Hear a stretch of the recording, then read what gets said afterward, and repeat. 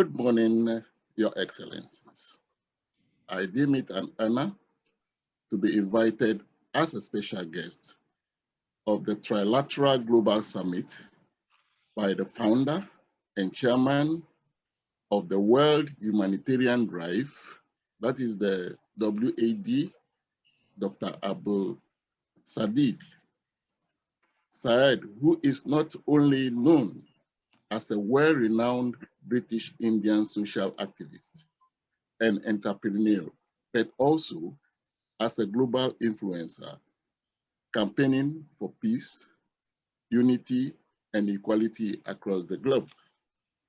I'm therefore not surprised that I have been chosen to speak on the royal panel, highlighting the need for peace, justice, and strong institutions to achieve UN Sustainable Goal 16. Mr. Chairman, it's worth noting that the human race continues to face diverse developmental challenges today at different levels. Paramount among them, which is the threat to peace and justice, irrespective of one's social status, color, or creed.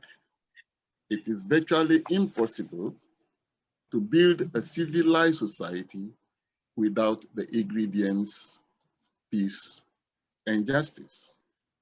Although the theme appears to be simple, it is very broad in the sense that it cuts across various developmental aspects of social life that, if attained and sustained, could resolve all conflicts in the world.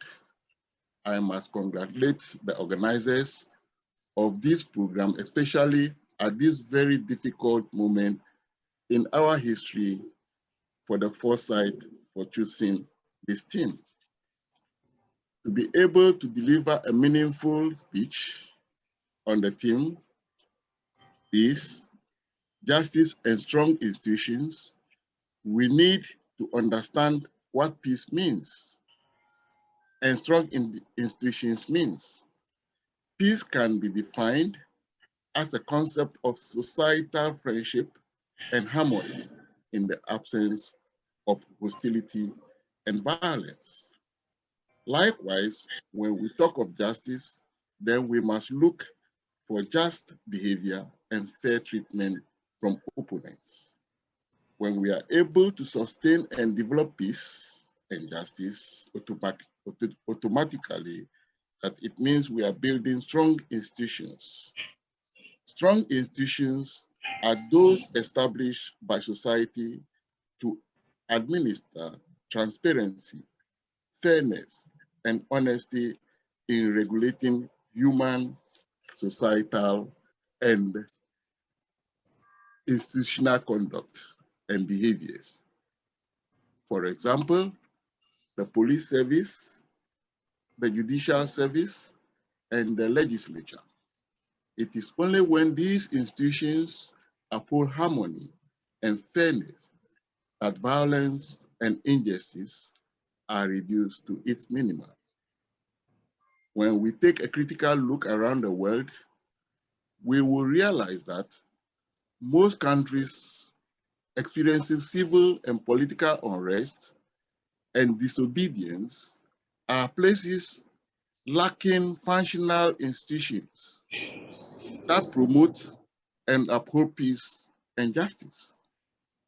We have currently as much as 47 countries in the world experiencing civil unrest, and to mention a few, Sudan, Pakistan, Nigeria, Lebanon, Ethiopia, and Yemen. The people clamor against injustice as the supposed strong institutions are all compromised.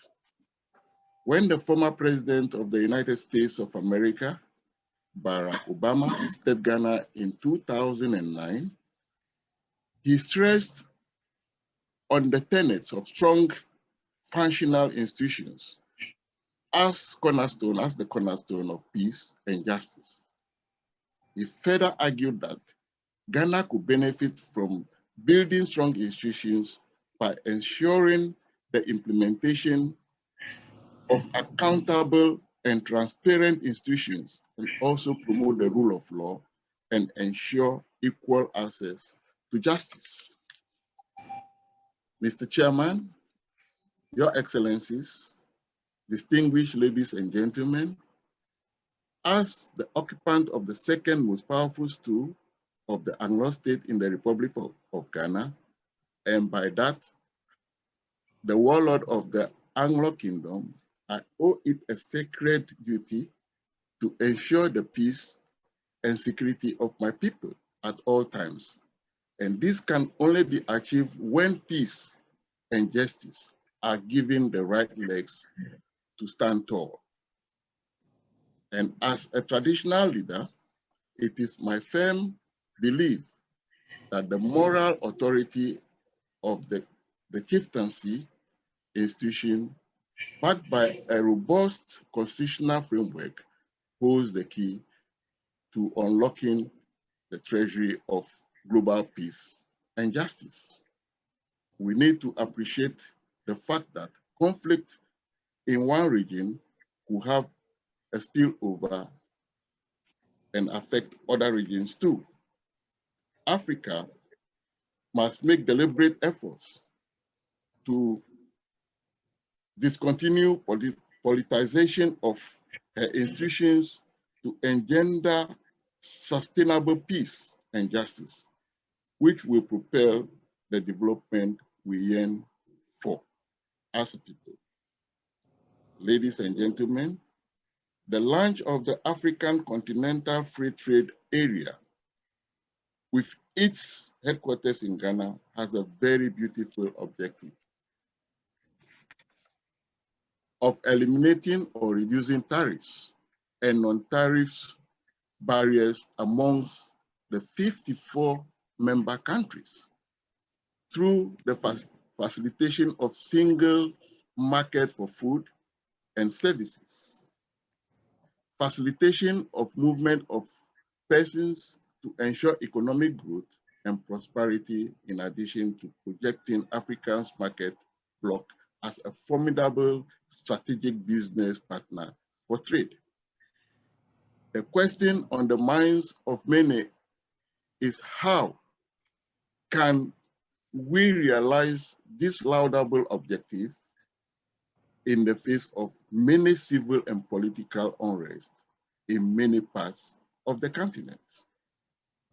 Civil society organizations like the World Humanitarian Drive, state institutions, the media, and other multilateral institutions, especially the United Nations, the International Criminal Court, and others, should ensure steps are taken to achieve peace, justice through the promotion of rule of law in society, and ensure that everyone gets access to justice.